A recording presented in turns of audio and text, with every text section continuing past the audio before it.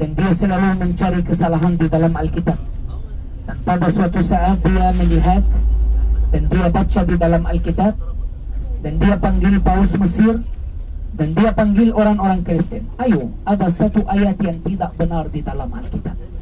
Kalian sebagai orang Kristen, ada kesalahan besar di dalam Alkitab. Dan ada satu ayat yang bilang begini, itu kata raja. Matius pasal 17 ayat 20. Jika imanmu sebesar biji sesawi dapat,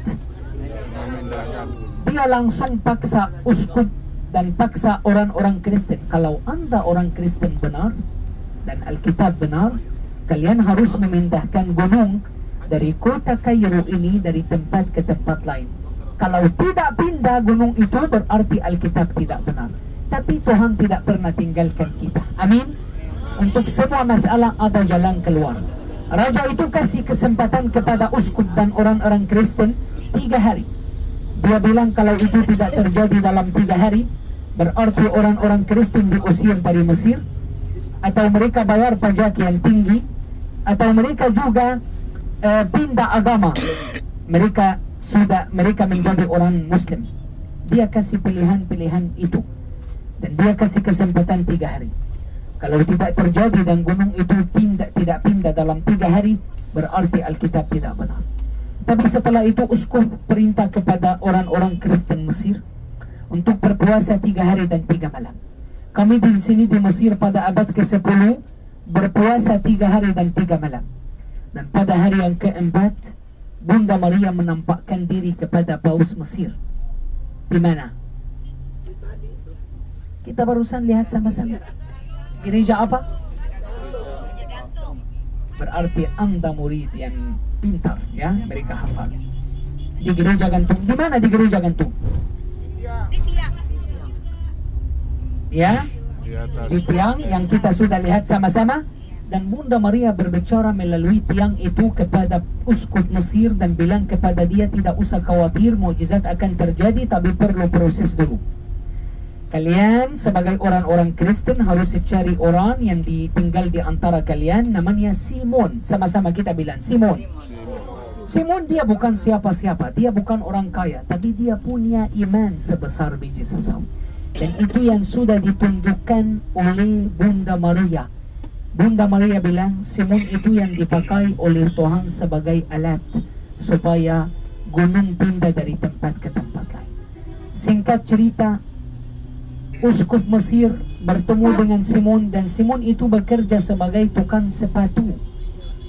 Dia bukan siapa-siapa, tapi dia bekerja sebagai tukang sepatu dan atau penyamak kulit, dan dia selalu bantu orang miskin. Dan di gambar dia di gereja, dia hanya punya satu mata, dan itu karena punya cerita. Ketika dia memperbaiki sepatu untuk salah satu perempuan, dia melihat kakinya dan dia merasa dia berdosa. Jadi dia mencungkil matanya sesuai yang ada di dalam Alkitab. Maka gambar dia di dalam gereja, dia hanya punya satu mata. Setelah mereka bertemu dengan Simon, banyak orang Kristen sama uskup Mesir, mereka pergi supaya membuktikan untuk raja bahwa gunung itu akan pindah. Mereka datang ke area gunung itu di Kairo. Di gunung di Sinai ada banyak gunung, tapi di Kairo hanya ada satu. Di Kairo cuma satu. Dan itu yang sudah ditunjukkan oleh raja. Mereka datang ke kota Kairo, banyak orang Kristen, uskup Mesir, banyak orang Muslim, raja Muslim sendiri datang. Dan setelah mereka berdoa, cuaca Mesir waktu itu setelah mereka berdoa ada masalah, dan ada gempa besar terjadi, sehingga gunung itu pindah 3 kilometer dari tempat ke tempat lain sesuai yang ada di dalam Alkitab. Itu terjadi di Mesir. Dan setelah raja itu melihat bahwa gunung itu sudah terangkat dan sudah pindah, raja itu percaya Tuhan Yesus. Dan raja itu memutuskan untuk membangun banyak gereja di Mesir, dan dia minta dibaptis dekat kota tua. Dan raja itu menjadi orang Kristen, dibaptis menjadi orang Kristen. dan dia membolehkan agama Kristen setelah peristiwa itu dan mukjizat itu terjadi.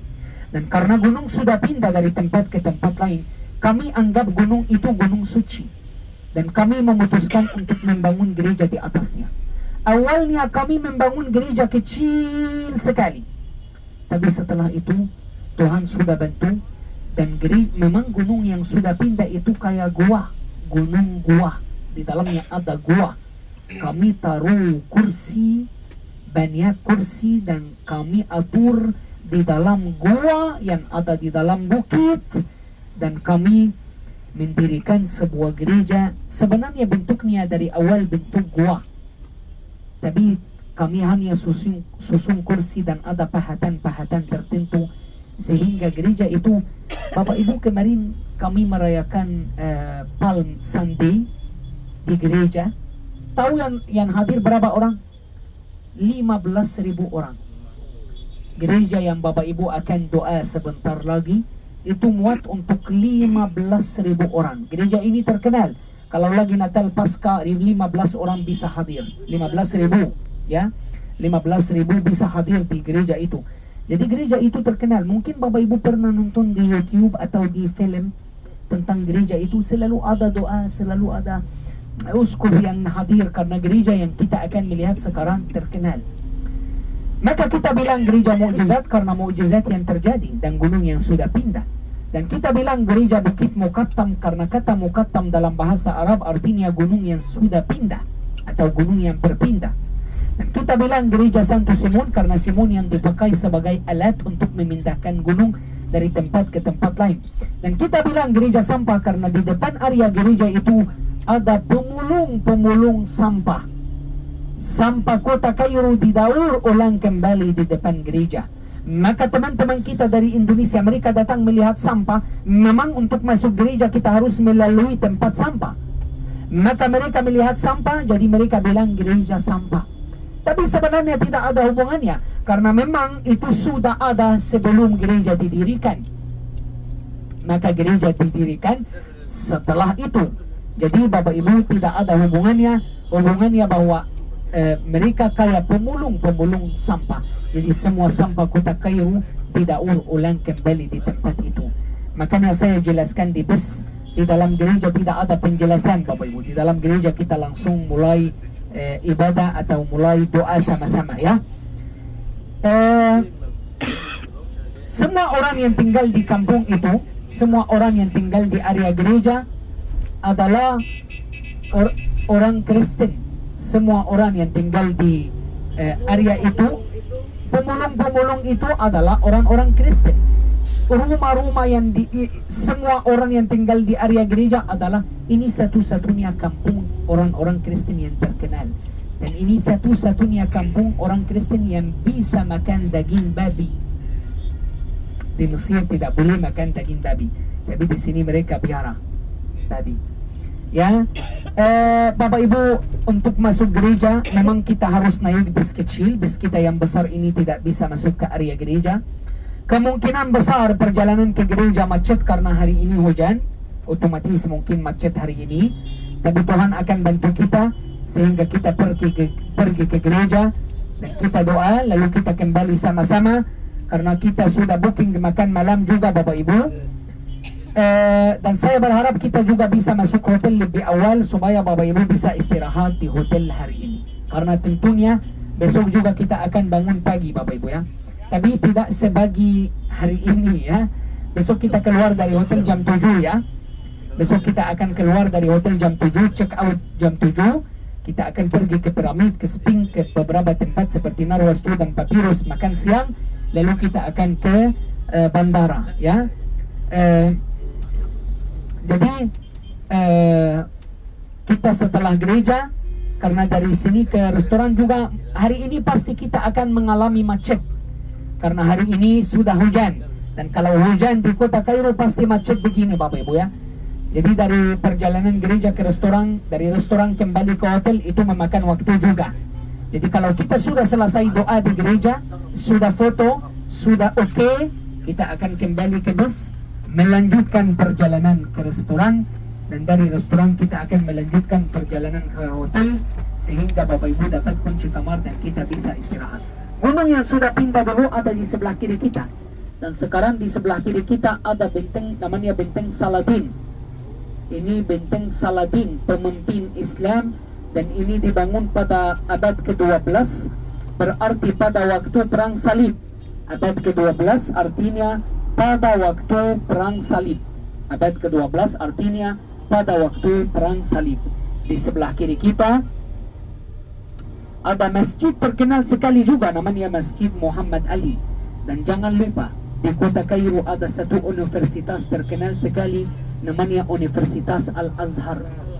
Dulu Bapak Presiden Indonesia namanya Bapak Gus Dur pernah belajar di Universitas Al-Azhar. Dan itu sebuah tempat yang bagus untuk ilmu agama. Buat orang Indonesia kalau belajar di Universitas Al-Azhar, mereka merasa bahwa mereka dapat sertifikat yang bagus. Dan ada sekitar 5.000 orang dari Indonesia mahasiswa, mereka belajar di Universitas Al-Azhar. Terus gunung itu dulu ada di mana? Di sebelah kiri kita. Sekarang sudah didirikan abad ke-12 Benteng Saladin. Terus gunung itu sekarang ada di mana? Di sebelah kanan kita. Sudah pindah 3 km dari tempat ke tempat lain. Jadi jelas Bapak Ibu ya bahwa yang di sebelah kiri kita ini adalah Benteng Saladin yang didirikan pada abad ke-12. Abad ke-12 itu artinya pada waktu perang salib. Kita akan siap-siap Bapak Ibu karena kita akan naik bus kecil. Dan banyak orang pergi ke gereja ini. Bapak Ibu, berbahagialah orang yang tidak melihat tapi percaya. Kita tidak melihat tapi kita percaya bahwa apa yang kita doakan asal dengan iman pasti Tuhan akan menolong kita.